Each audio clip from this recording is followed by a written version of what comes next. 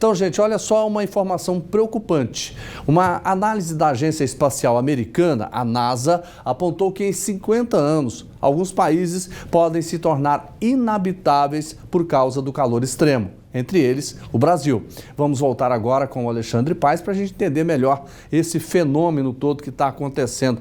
Falar nisso, como é que está o tempo aí fora, Alexandre? Está quente? Tá muito quente, viu, Jordevar? Muito boa tarde para você, todo mundo que nos assiste aqui pelo TJ.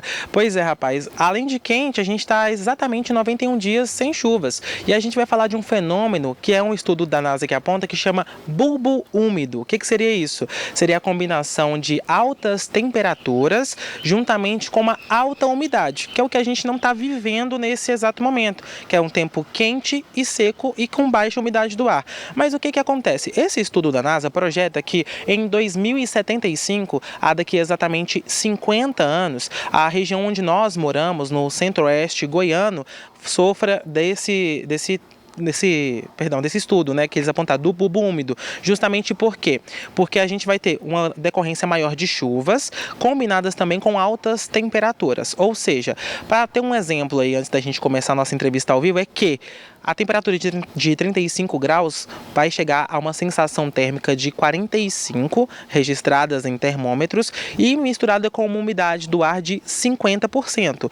Isso vai dar uma amplitude térmica e uma sensação, a gente vai sentir no corpo como se a gente estivesse vivenciando 71 graus Celsius, muito maior do que se a gente estivesse lá no deserto do Saara, por exemplo. Sobre esse assunto a gente conversa ao vivo com a Elizabeth, que é meteorologista do Instituto Nacional de Meteorologia aqui em Goiás. E Elizabeth, o engraçado é que a gente fala muito e o pessoal às vezes não entende, mas se continuarmos com esse patamar, não só de desmatamento, associado a vários outros tipos de coisas que prejudicam a nossa camada de ozônio, é um estudo que pode se tornar realidade. Boa tarde. Boa tarde a todos. Sim, é um estudo, né, que vem aí corroborando com algumas mudanças que já tivemos, né? No momento estamos com temperaturas elevadas, estamos acima da média para esse período agora, que é um período que a gente deveria estar sentindo mais frio, né? Nesse período agora de julho, a gente espera aquele friozinho aqui em Goiás, que esse ano nem teve quase, né? Só quem acorda bem cedo tem aquelas temperaturas mais baixas pela manhã, 12 graus, 13 graus, mas o período da tarde é assim, essa temperatura mais elevada e traz aqui pra gente essa voz aqui que eu estou, né? De ter essa amplitude térmica, então acaba trazendo esse prejuízo também para a saúde. E Elizabeth, lá no estudo fala sobre essa questão de sensação térmica. Vamos diferenciar para quem está de casa. A temperatura hoje, vamos supor que a gente vivencia 30 graus. Se aconteceu que esse estudo aponta, qual que vai ser essa sensação térmica e essa temperatura registrada?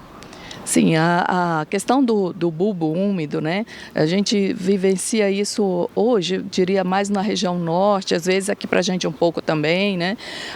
A questão da temperatura aí, por exemplo, de 35 graus, uma umidade aí em torno de 60%, né?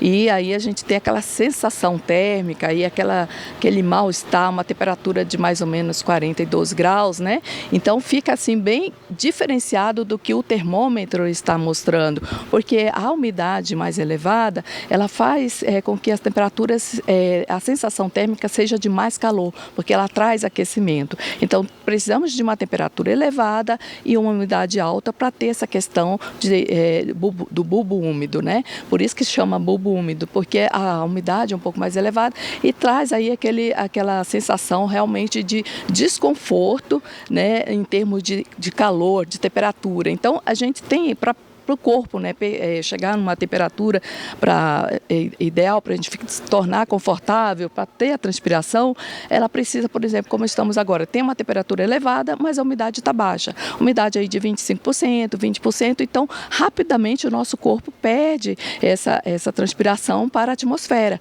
E no caso, quando a umidade está alta, não perde, né? Então traz aquele transtorno, aquele aquecimento do corpo, o corpo não consegue resfriar rapidamente, precisa de algo para resfriar o corpo, aí traz aqui, às vezes até desmaio, né? Tem pessoas que sentem tão mal que desmaia. Aí é onde vão entrar as doenças que podem surgir, porque com temperaturas muito elevadas, a gente fica com um local inabitável justamente por isso, porque o ser humano não suporta aquelas altas temperaturas e muito menos a combinação com a alta umidade. Exatamente, então traz muito transtorno em termos de saúde, né? E transtornos que às vezes tornam-se graves, né? A pessoa passa muito mal, tem casos aí de morte que a gente já precisa, está ocorrendo nos Estados Unidos, na Europa, então traz isso daí, essas doenças que vêm e que realmente com caso de morte. Essa é a Elizabeth aqui do Instituto de Meteorologia em Goiás, muito obrigado pela participação. Pois é, Jordevar, automaticamente a gente tem que ficar atento aí a essas altas temperaturas e acompanhar, e é claro, não desmatar para não prejudicar a camada de ozônio.